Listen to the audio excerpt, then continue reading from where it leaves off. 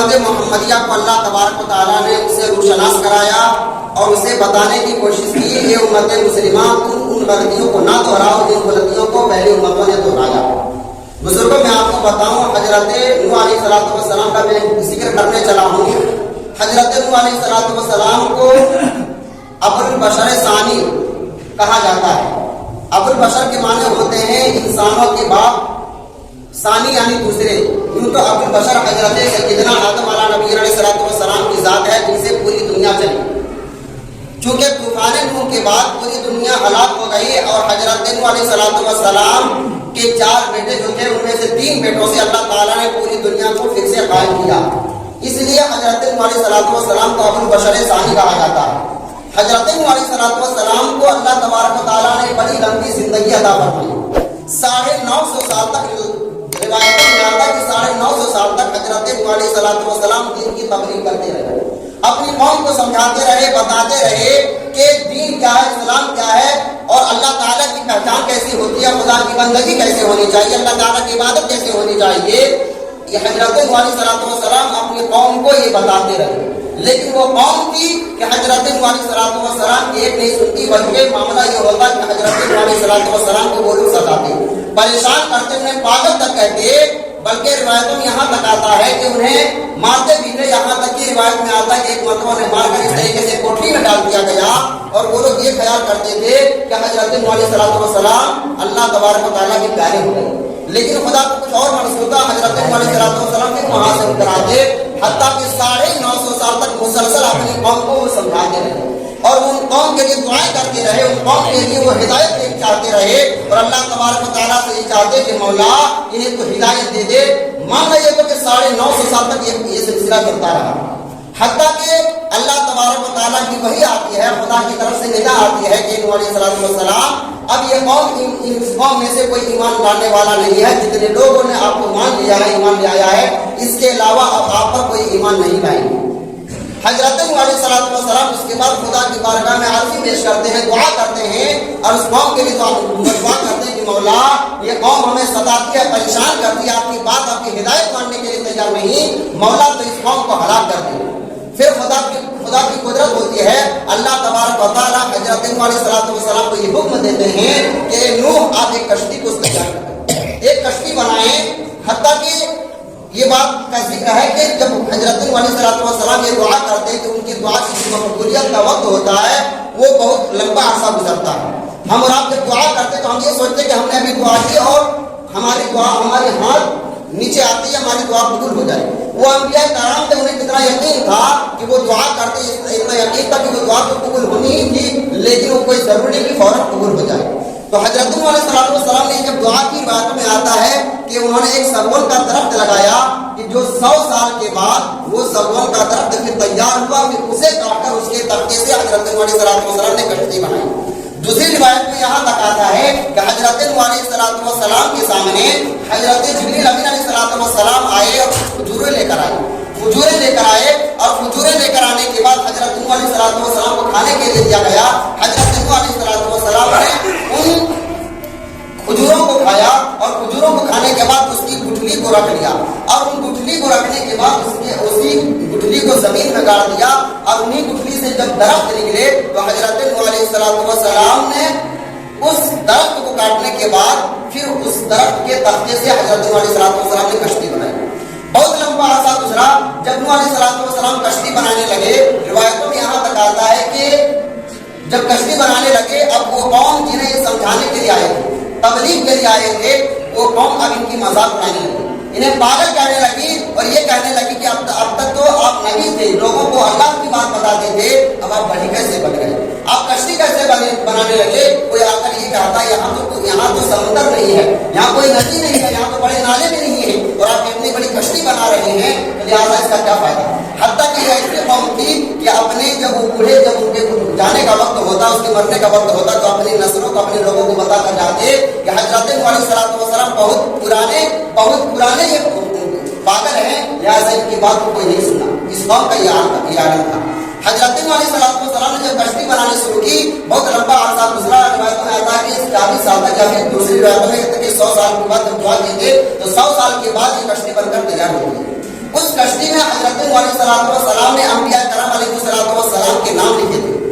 और इसी तरीके से जो 4 खलीफा हैं, हजरत अबू बकर सिद्दीक, उमर फारूक, हजरत उस्मान गनी और हजरत अली मुर्तज़ा रज़ियल्लाहु ताला अन्हुम, इन चारों का नाम उस कश्ती के तख्ते पर हजरत सलाम ने लिखा।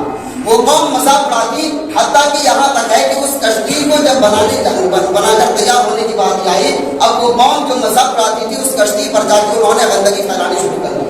उस कश्ती को गंदगी फैलाना शुरू किया। हजरत अलैहिस्सलाम फिर खुदा की बारगाह में रोते गिड़गिड़ाते, ए मौला तूने कैसी कौम अता फरमाई है, तेरे हुक्म के मुताबिक हमने कश्ती को बनाया, उस कौम को भी नहीं छोड़ती, उस कश्ती को भी नहीं छोड़ती और उस कश्ती को के अंदर भी गंदगी फैलानी शुरू कर दी। अल्लाह तबारक व तआला की कुदरत होती है। अल्लाह तबारक व तआला फरमाते हैं तो आपको परेशान होने की जरूरत नहीं है। अगर ये कौम आपको परेशान करती है तो खुदा की कुदरत, खुदा का इला उससे बढ़ा हुआ है। अब वो कौम जो उस कश्ती के अंदर पूरी गंदगी फैला दी थी, उस कौम के अंदर एक बीमारी फैल जाती है, एक बीमारी फैल जाती है और उस बीमारी से लोग परेशान होते हैं। हत्ता कि गंदगी फैलाने के लिए उसी कश्ती में जाते हैं तो खुदा की कुदरत होती है कि उस कश्ती की उस गंदगी में एक शख्स गिर जाता है। जब गिर जाता है फिर वो छुटा फिरता है और छुटे फिरते हुए किसी तरीके से अपने जिस्म को साफ करता है तो क्या देखता है कि जिस बीमारी से वो जूझ रहा था, जो उसके जिस्म पर पूरी बीमारी थी, उसकी पूरी बीमारी खत्म हो जाती है, पूरी बीमारी खत्म हो जाती है। अब उसको जब दूसरे लोग देखते हैं कि तुम्हारी बीमारी कैसे खत्म हो गई, तुम बताओ, वो कहता है कि हम उस कश्ती में, उस गंदगी में गिर गए थे, जहाँ हम और आप गंदगी फैलाते हैं, उस गंदगी में गिर गए थे। उस गंदगी को हमने पूरे जिस्म में मन लिया, जिसकी वजह से हमारी पूरी बीमारी जाती रही। अब वो कौम जो उस कश्ती में गंदगी फैला रही थी, अब वही कौम हो गई कि उस कश्ती को साफ करना शुरू कर दिया। हत्ता कि उन्होंने पानी से धो डाला उस कश्ती को और अल्लाह तबारक व तआला ने की कुदरत हुई कि जिस कौम ने उसे गंदगी फैलाई थी, उसी कौम ने उस कश्ती को पूरे तरीके से साफ कर दिया। हर मामला ये होता है कि वो वक्त आता है कि जब तूफान अलैहिस्सलाम का आने का वक्त होता है।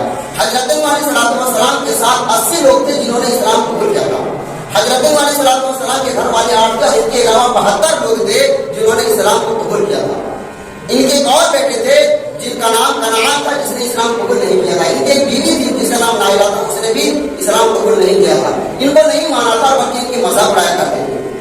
हजरत अलैहिस्सलाम को बताया गया था कि जब आपकी कौम पर जब तूफान आएगा, उसकी जो शुरुआत होगी वो ऐसी शुरुआत होगी कि आपके घर के तन्नूर से पानी उबलना शुरू होगा। लिहाजा जब पानी उबलना शुरू होगा, आप अपनी कौम को उस कश्ती पर सवार करना शुरू कर देंगे।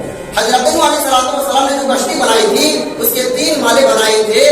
पहले जो निचला माला था, तहखाना था, उसके अंदर हजरत अलैहिस्सलाम ने परिंदों को उस तहखाने में रख दिया। पूरी दुनिया के अंदर जितने परिंदे थे, एक एक जोड़े को, एक परिंदे को लिया गया और उस तहखाने में रखा गया।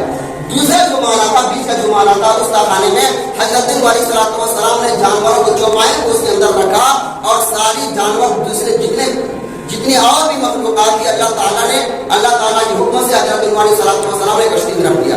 तीसरा जो ऊपर का माला था, उस माले में हजरत अलैहिस्सलाम जो उनके साथ मुसलमान लोग हुए थे, ईमान लाए थे हजरत अलैहिस्सलाम पर, इस कौम को अल्लाह तबारक व तआला हजरत अलैहिस्सलाम ने अपने मानने वाले को ऊपर के तहखाने में रखा। अलग ये मामला होता है कि अब तूफान आना शुरू हो गया, पानी उबलना शुरू हो गया। इस तरीके से रिवायतों में आता है कि जमीन फट गई और जमीन से पानी उबलना शुरू हो गया। उसके बाद आसमान से पानी बरसता है। 40 दिन तक मुसलसल ये तरीका जारी रहता है कि आसमान से पानी बरस रहा है, जमीन भी पानी उबल रही है, हत्ता कि पूरा तूफान बर्पा हो जाता है। हजरत अलैहिस्सलाम के एक बेटे जिसका नाम कनान था, जो मुनाफिकों में था और उसकी मुनाफिकत उस वक्त जाहिर होती है। हजरत अलैहिस्सलाम कहते हैं कि बेटे कनान, आज अब तुम मेरी कश्ती में सवार हो जा, अल्लाह ताला तुम्हारी हिफाजत फरमाएगा। वो कनान मजाक उड़ाता है और मजाक उड़ाते हुए कहता है कि हम पहाड़ पर चले जाएंगे, पहाड़ की चोटी पर चले जाएंगे और अल्लाह ताला हमारी वहां हिफाजत फरमाएगा। लेकिन खुदा का करिश्मा होता है। हज़रत अलैहिस्सलाम ने फरमाया कि कनान, अगर आज तुम मेरी कश्ती में सवार नहीं हुआ तो तुम्हें कोई नहीं बचा सकता। लिहाजा रिवायत में आता है कि वो कनान पहाड़ की चोटी पर चला जाता है, वहाँ गार में जाता है, गार में जाने के बाद अपने चारों तरफ बंद कर लेता है कि पानी आने की कोई जगह ना रहे।